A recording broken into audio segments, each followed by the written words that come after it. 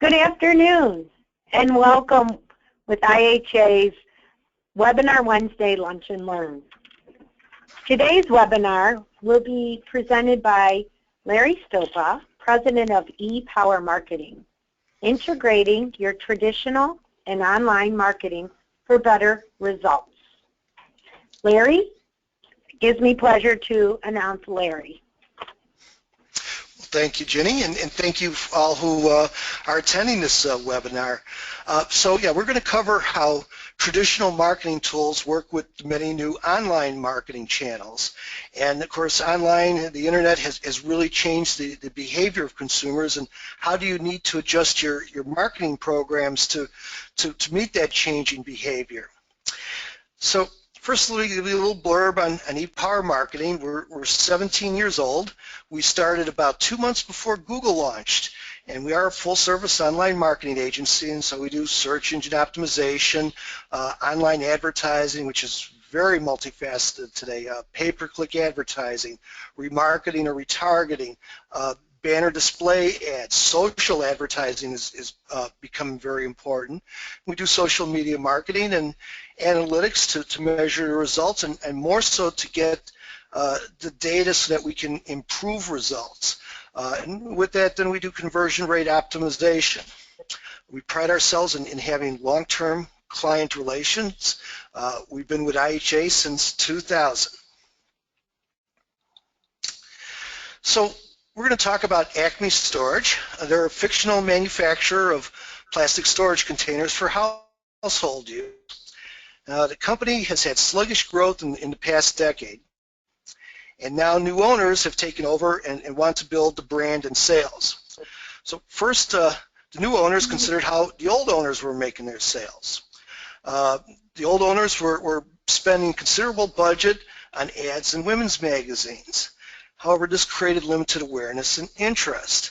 And even with the heavy ad spending, few of the target audience members took notice of the ads.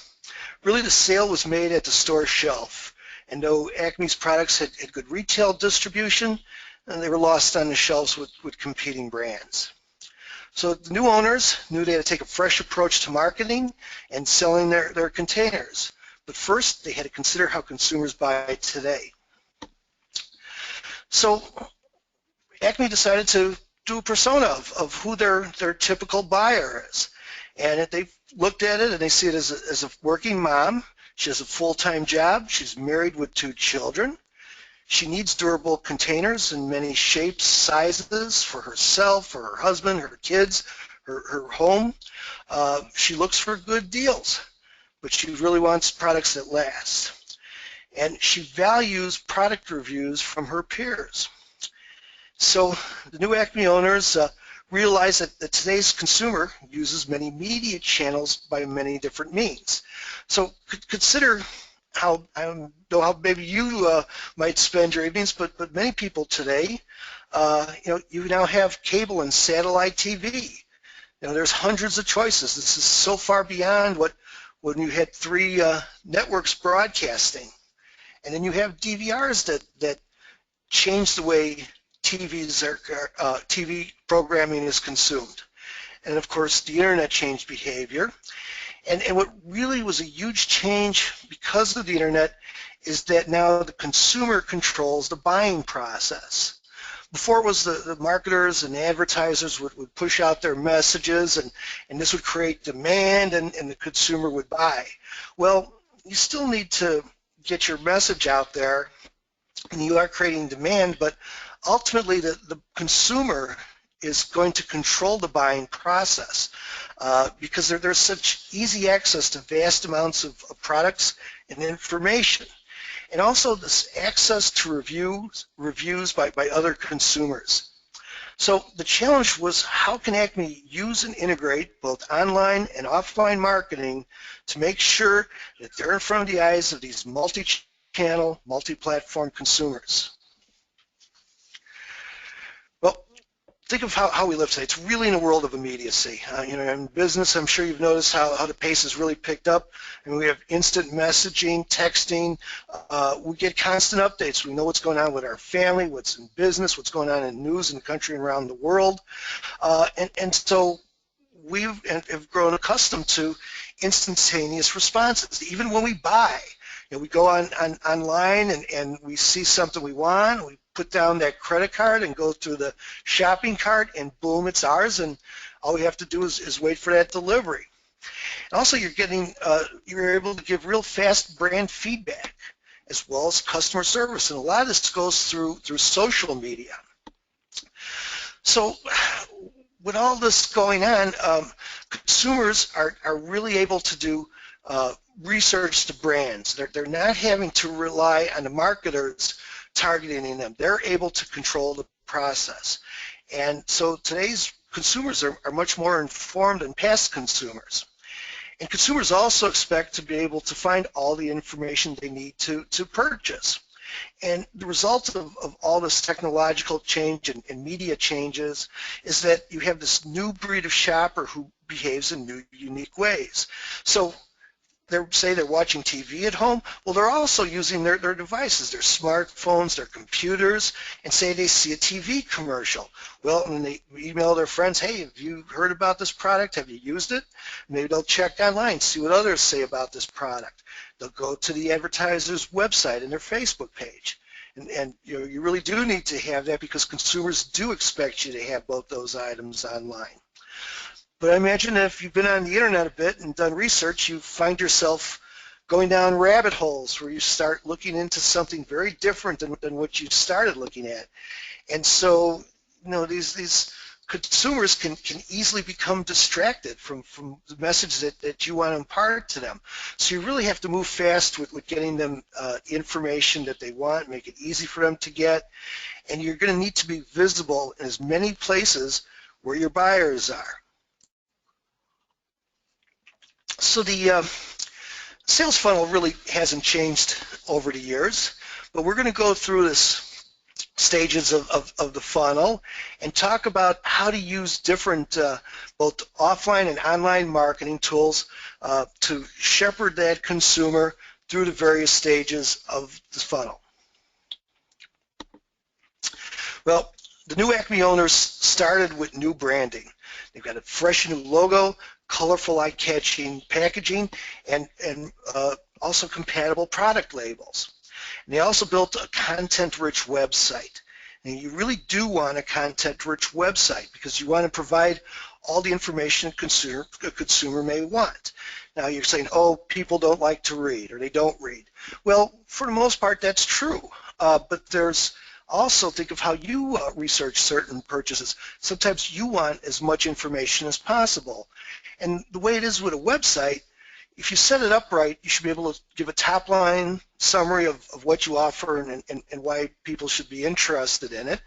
But you could also be providing very in-depth information that website visitor can ignore. But really, there's a great value to having in-depth information.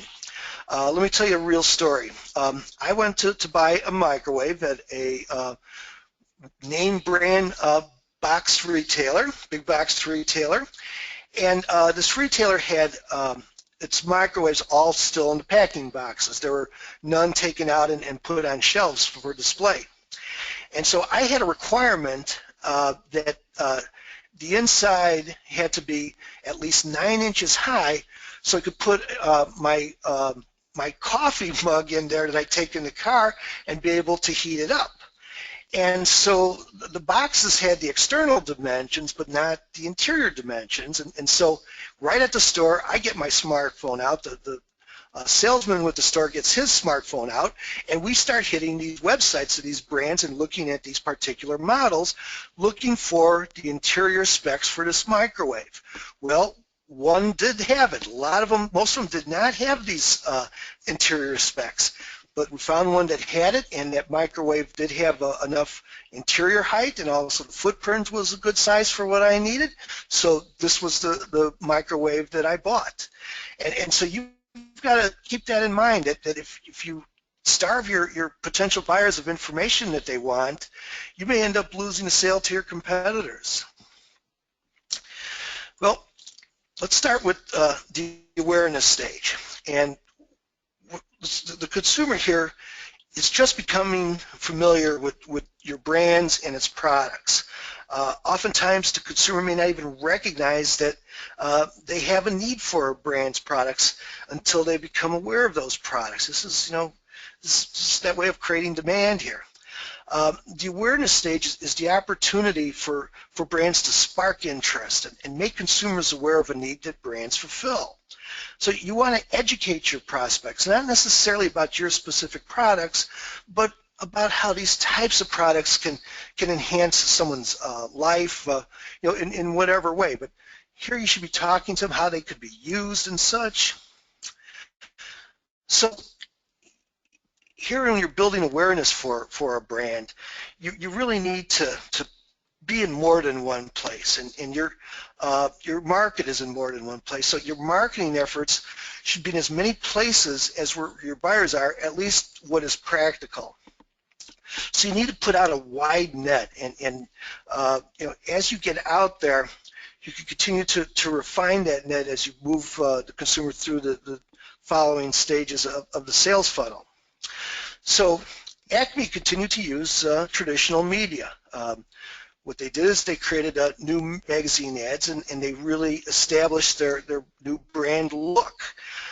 They changed from full page ads to fractional page ads. This was on the one hand to save budget to be used in other new marketing actions, but also in ways to really even increase readership. They also did a PR push into TV shows and magazines to show off their products. And they also did some targeted buys on cable TV. And here they were featuring the benefits of their products. Now, the online, they had a lot of places they had to go because today's consumer is all over the web. That is a vast place. And so you really need to be looking at social media. And Acme established presence on Facebook, Twitter, Pinterest, YouTube, and Instagram. Now, when you're just establishing these channels, your presence in these communities, you need to feed content into them on an ongoing basis. You need to be monitoring what's going on and being ready to respond. And so Acme formed both an internal team and hired an outside agency so that they could take care of all these various social media needs. And so what was Acme doing with social media? Well, on Pinterest and Instagram, they were featuring Acme products in use. On Pinterest, they were pinning websites that were of interest to those working moms. Because what you're trying to do is to show yourself that you're a resource of information about all the things that are of interest to your target audience. And then Facebook, it's important that you promote your page so that you could build up likes. And so one thing they were doing was that they were buying targeted ads on Facebook, Twitter, and Pinterest. You could be very targeted in terms of the demographics on social channels for advertising. And then they created YouTube videos for YouTube, and again, showing the products in use. We weren't doing 30-minute infomercials. What works real well on YouTube is nice 2-minute videos showing it being used, and you can be very creative in being able to show that usage in 2 minutes or less. And of course, you could show many different videos. YouTube is beautiful. It's free, and you can you're serving it out to a worldwide audience. Well, and they also did search engine optimization on their website and went beyond. Search engine optimization to a large part is about use of keywords, and that's part of it today, but they also did a content marketing strategy where this is very important today to impact especially Google to get good organic search positions. Google wants a very active, growing website that has content that's engaging the target audience, and it's amazing how Google can figure that out that this is. But on one hand, they're seeing a website that's having more and more web pages, and then also more traffic. They also did online display ads. They targeted a variety of mommy blogs, and they're able to negotiate with them. There's hundreds and thousands of them, and being able to get out there, and then other sites that their women's audience are interested in it. And so this was a way to throw out a very broad net, yet targeted, in which they're building that brand. Then they had a very active blog. Again, Google loves an active blog, and the rest of your website will be rewarded by Google because of that. And the blog had ongoing content featuring different creative uses of Acme's products. Well, then those blog posts would be promoted through Facebook posts and ads on Facebook. And so really when you're creating content today, it used to be that you would do link building to help with your organic search positions. Today what you do is you use social media to promote your content out there and to draw interest to your new content.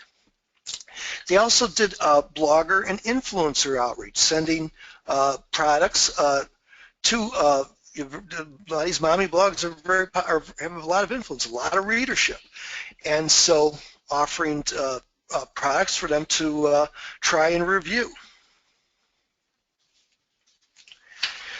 Now, you really need to be thinking about how all these pieces go together, and really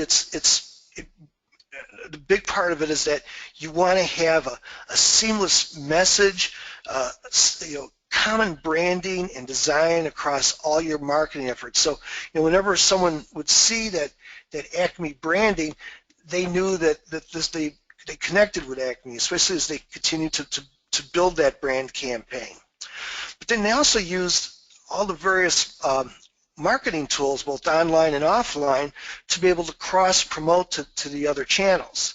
So the TV and magazine ads featured the website URL and social icons encouraging people to find Acme online for more information. Showing that Facebook and Twitter icons, people knew that they could find Acme there, and they went and did that.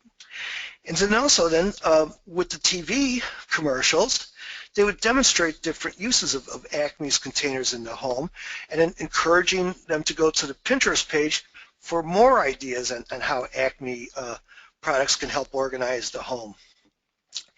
And then in the print ads, same thing. You're adding those social icons, and you're driving these readers to your website, to your social accounts, social marketing, social media accounts, and this is where people can get more information, and they also can begin engaging with you and becoming interactive with you, which is really the greatest advantage of online marketing. Is that's what's really changed. Instead of this one-way communication, you get this interactive feedback, and it's so valuable to be able to communicate directly with your audience. Now, also besides the common message and brand, there's all these similar calls to action, and so the URL is on the TV. You include the Facebook on all the ads, and then throughout the website. Now, online, there's so many ways to build awareness. But how do you measure results? Well, first off, set metrics before your campaign. What are your goals? How much reach do you want? How many people do you want engaged in the conversation with? How many views do you want of your various message points? And then you can begin to measure all that. And so with traditional marketing channels, it could be sometimes a little hard to nail down the real numbers. For example, with the cable TV ads, you have the ratings, but you don't know how many people use their DVR and zip past the commercials. With magazines, you know their circulation, but you really don't know how many saw the ad. So one thing you could do to try to better measure how effective your TV and magazine ads are is to use a vanity URL where you have different URLs for each of these channels. And you'd send them to a special landing page on your website. And this is something that, of course, you can measure, see how many people came to your website from the TV ad, from the magazine ad. And you could also do as many of these vanity URLs and landing pages as you want. The beauty of HTML is that it's so easy to keep creating more and more for a variety of measurement. And then, how many people came to this page? How then did they go further into your website? How much did they explore? And even to the point of, did they take the actions that you would like them to do? Now, online marketing is a lot easier to measure and with a lot more accuracy with online. So some typical key performance indicators, say with your website, how much traffic are you getting? Where did the traffic come from? From organic search? Did it come direct, which could have been influenced by those TV and magazine ads? Those display ads that are online, you could know how many impressions there were and how many people clicked through. And with all this data, then you can also be testing different ads and seeing which are creating the best response and then to be improving the results of your advertising efforts. And then, that's the other beauty of online marketing, is that you can so easily test all these elements and real quickly get feedback. In a week or two, you know whether an ad or a particular message on a website page or design or colors, all these things impact how well they perform and how much of a response you're able to generate from the visitors. And then you also have social media, and you of course want to keep track of that. The Facebook, Twitter, Pinterest, YouTube, all of them have analytics that you could then gather, and simple things like how many Facebook likes and Pinterest pins, but you dig in there and you find out how much engagement was going on with each of your social media channels, and you should keep track of this, keep charts of progress along the way, and see how much are you increasing that, and what kind of posts or videos are creating the most response, the most views. And this gives you guidance as to how to craft your message for other marketing channels, and also new videos and new Facebook posts. Now the consumer has moved into the consideration stage. Here the buyer has recognized the void and feels the need to fill it. So at this stage, the consumer takes a closer look at the products available. This is when shoppers do their research, they read the reviews, they rationalize their purchase. So how did Acme join the conversation? Well, Acme continued to use the channels that was used in awareness. They're continuing to do TV and magazine ads, and continuing to be social marketing posts and YouTube videos. And then with their website, they created more content. They made sure the content addressed all the informational needs that a consumer would ask to make the buy decision. And so they thought about all the different questions that consumers may ask, and then provided the content. They're preempting all these questions. They're also preempting any objections. There's a history to this product. What sort of why would someone say, well, I don't want this type of product or this brand for these reasons?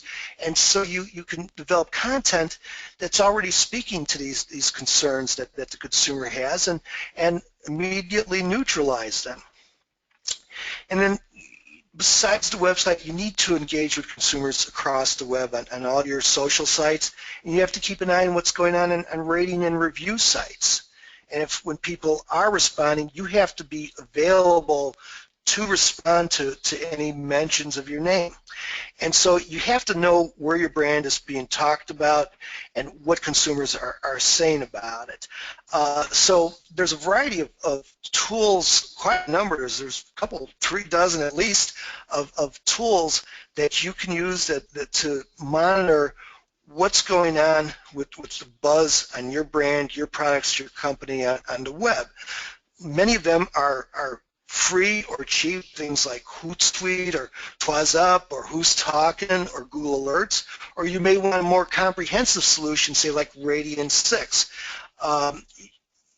it depends on what you have set up and what you're trying to measure in terms of what tools to use. But you definitely want to take advantage of these social and website and internet monitoring tools so that you do know what people are saying about you.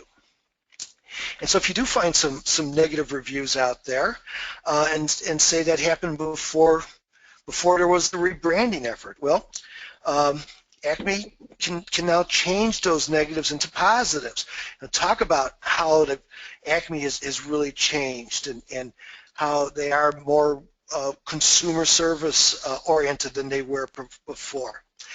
And also then they are starting to do promotions to encourage new customers to try their products. And the website would include places for people to review their products. There's putting out coupons because that persona likes to get a good discount. And so they're running these promotions across offline and online media, in the social channels, on TV and magazine ads. And even they created a mobile app, and that encourages even more consumer engagement with their brand. So really, you want to give consumers the information they want, and then you need to push it out to them.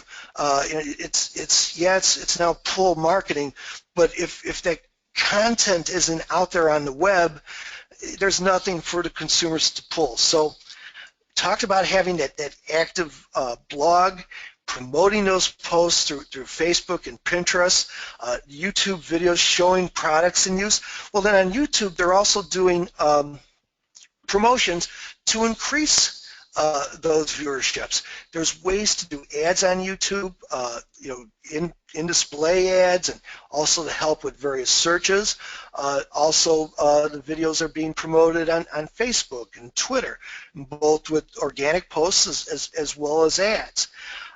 They also created a social media campaign in which they tried to attract customer-generated content. And this is very powerful to have photos and videos created by your buyers. And so they would have contests of send us your holiday ideas or how you organize your garage ideas. And there's winners, and of course they're promoted, and this content then is being able to use, and this increases that engagement with their customers. They also created a Twitter hashtag, which helps them monitor how much reach they're achieving on Twitter, because you're getting retweets and such. And so hashtags are real effective on not only Twitter but Facebook to see how much reach you're getting. On the website, they're putting out more content. They're in comparison charts with generic unnamed competitors, making sure they have that thorough, informative content. They're posting their YouTube videos also on their website. It's very easy to embed your YouTube videos onto your website. It's also, of course, increased views, and also can increase the chances that Google may pick up your videos in relevant organic searches. They also went even further. They wanted to do event marketing to really create some buzz down in the stores and malls. So they started to do interactive in-store promotions where they went to their largest retailers, and a brand rep would go and be showing shoppers the different way Acme containers can be used creatively throughout the home. Acme set up kiosks in malls to engage shoppers there. The kiosks encourage the shoppers to take a look at their storage containers and imagine what they could do for their homes. And with both the in-store promotions and the kiosks, when shoppers sign up, they're getting an exclusive coupon for stopping by. So how do you put these tools together here? There's a lot going on, but be creative. Understand that by making these tools work with each other, they're making the pieces into a stronger whole. So you integrate your traditional engagement tactics with online by encouraging those who see your TV and magazine ads to go online, pin their storage solutions onto Pinterest, visit the blog, watch the YouTube channel, and then make all this content easily shareable. You could set up your product images so they're very easy to be shared on Pinterest. And that, of course, can be spread quite widely to your target audience. And, of course, on the blog and then throughout your website, you want to have social sharing icons. And as positive reviews come in, you feature them in say, your print ads. And on TV, you tell real customer stories. And all this is creating a closer engagement with your target audience. So how's this all being measured? Well, you know how many people stopped at the kiosk, and you know how many coupons were requested through each of the channels, and how many were used. And so this is a very, very strong way to be able to attribute the various pieces of your marketing programs as to how successful they are to really bringing that consumer down to purchase. Again, you've got Google Analytics or some sort of website analytics, and you should be looking to see if there's not only more visitors, but are they staying on your website? How long are they staying? How many pages are they looking on your website? Where are they looking? And this is telling you if this content is working for you and what content is of most interest to them. And if you have them take some action steps, say to sign up for a demo, all of this can be measured. Those hashtags and vanity URLs are also, this is all telling you all this data from these various sources, what is working, the social fans, how many more of them are on board, how are YouTube views going, and the checking of the online buzz. Are you finding more mentions out there? Are they saying more positive things about you? You aggregate all this, and this is telling you whether all these efforts are working for you to generate that brand, that name recognition, and bring you on to closing the sale. So now it's time to make the sale. Consumers are ready to do it and make a final decision. Well, it's rather obvious that you got to make sure that your consumers can find you when you're ready to purchase. And so if they don't, they are going to go to a competitor. So one thing Acme did was do POP displays right at the shelf in the retail store, so that they do rise up above all that clutter to distinguish themselves from their competitors. The TV ads are encouraging viewers to visit Acme's leading retailers or its new online stores. Acme did set up a new store to its website, and that makes it easy to buy.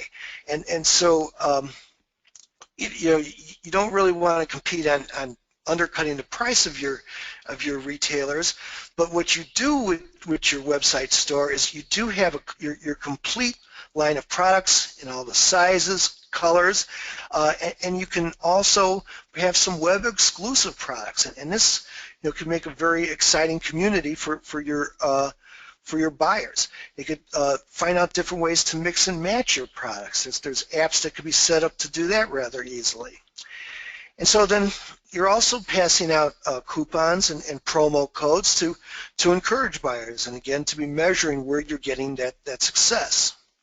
And then with the website store, they're making sure, Acme made sure that they're on the first page of search results for their brand and their products. And they've got a lot of organic search positions at the top, but maybe they're not all of them, not all the phrases that they would like, and so this is supplemented with pay-per-click ads. Or maybe you do pay-per-click ads even when you do have top organic search positions, because together you can just totally steal all steal isn't the right word, but basically attract all the traffic to those pages of people who are searching for you. You also might want to consider product listing ads. These are ads that you would see on the top in the right-hand corner often of product searches. And you would see product pictures, and underneath you would have a retailer and the price. And this would be a way for Acme to be able to show their products next to their competitors. And Acme is also doing remarketing. those people who came to the Acme website or the Acme Facebook page, well, cookies were put on there, and as those visitors go off around the web, Acme is feeding different display ads to them, keeping that branding and name recognition and enticing them with promo discounts to come on and buy. They're also setting up landing pages for these various campaigns to not only just measure, but to boost conversions, because you could keep testing all these different design elements, different calls to action, and see which is working stronger, and you can continue to optimize your program and get more and more out of all these marketing efforts. So you want this all to work together for sales, and this is where the seamless branding really pays off. No matter where a consumer sees Acme, the branding connects the consumer to Acme. On website and social channels, you're going to want to promote the retail outlets, yes. I mean, each consumer has their own preferences. Some of them like, yeah, it's 5 a.m., I got my cup of coffee, my internet, and I'm going to buy. And there's other folks who really want to feel that product, to look at that product. And so with having a strong retail distribution as well as online purchase opportunities, well, you cross-promote all these various opportunities for consumers to buy Acme. And so on the website and on the social channels, you're promoting those retail outlets. You'd be saying it can also be found at these fine stores. And continue to use coupons in these cross-link sales channels. And this all helps you in terms of keep pushing people out and then being able to measure what's working. And so how do we measure this bottom line? Well, first off, if your sales are going up, this is working. But really you want to see how sales are working with each channel. And with these various tracking tools, you're going to get a good idea of how strong each channel is contributing to revenue. But also, there's multiple channels here that have brought this consumer to the actual purchase. And so you really, when you do attribution, you really just don't want that last site that made the sale to get all the credit. It's good to see what all these different marketing channels that you were using, how they contributed to the sale. And that's why by passing those promo codes and coupons out on TV ads, print ads, on social media, on your website, on those retargeting ads, all these different pieces you can then attribute to how much they contributed to the sale, and then this gives you the data you need to know how much you need to continue to support these particular channels because you know the value of it. And so then you also want to measure conversion rate, especially on your online store. How many people became engaged with the product and actually purchased it?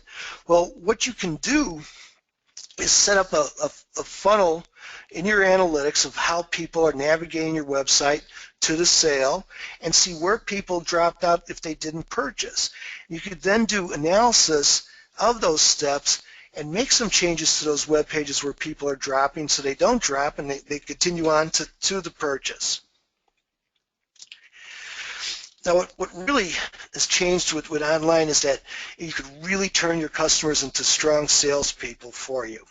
Now, you want to get a real strong ongoing brand promotion, word of mouth that's not just over the neighborhood fence, but online across the web. And so how do you turn customers into promoters? Well, first, you've got to give them a positive purchase experience. You want to provide them with all the resources they need to effectively use your product.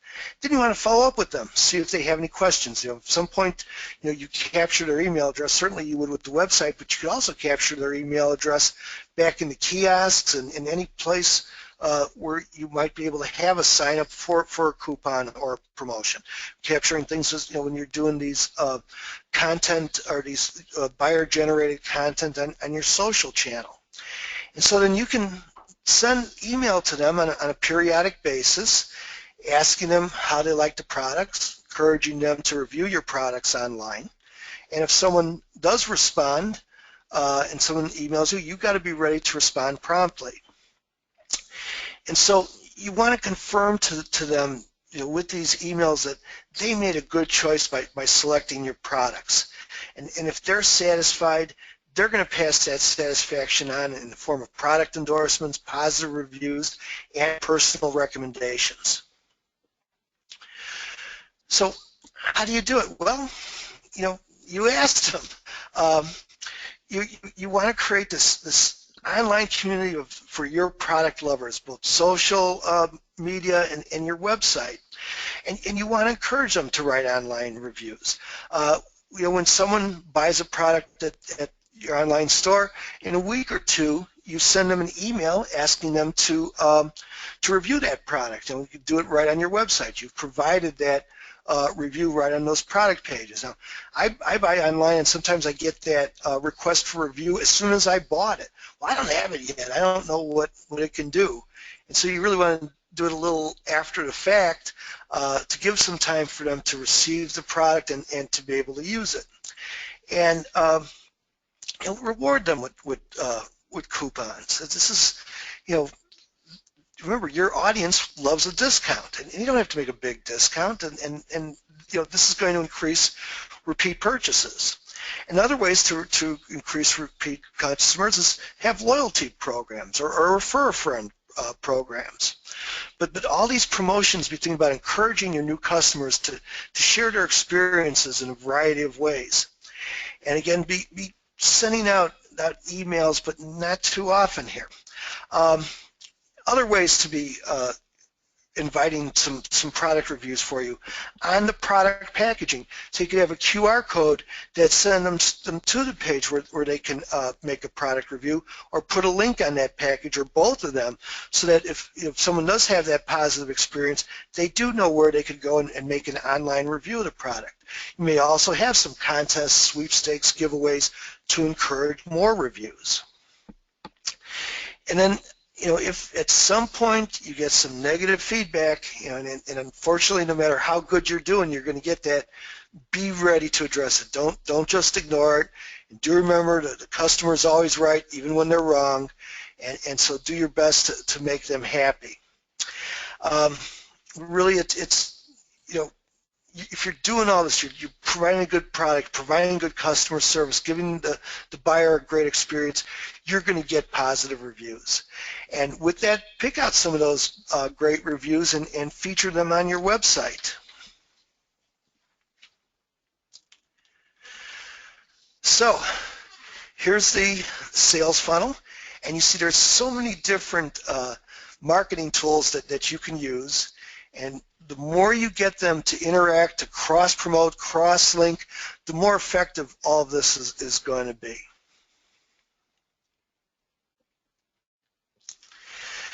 So I open this up to attendees. If you have any questions, or if you want to discuss your specific marketing issues, feel free to email me, and I'll be happy to analyze what's going on with your marketing programs. Are there any questions? Hi, Larry. Right now, there is not. So I'm sure, as you had mentioned, if anyone has any questions, feel free to email Larry or contact him. And for those of you who would like to listen to this webinar again or forward it on to someone that might find a value to it, please go to www.housewares.org in the Knowledge Center. And the webinar should be uploaded here in about 24 hours. And on behalf of IHA, once again, we would like to thank Larry for all that he has done for our industry and for us as an association. And we highly encourage for anyone who has attended to contact him. He's full of resources and a wealth of knowledge. So Larry, once again, on behalf of IHA, thank you very much. Well, thank you, Ginny. I really do appreciate this. But I'll wait here. There's, in your go-to meeting, there's a place to type a message here. If you have any questions, go ahead and type it in there, and I'll be happy to answer them. Well, everyone, thank you very, very much, and feel free to contact Larry or IHA, and have a good afternoon, and thank you for joining again with Webinar Wednesday with IHA. Thank you.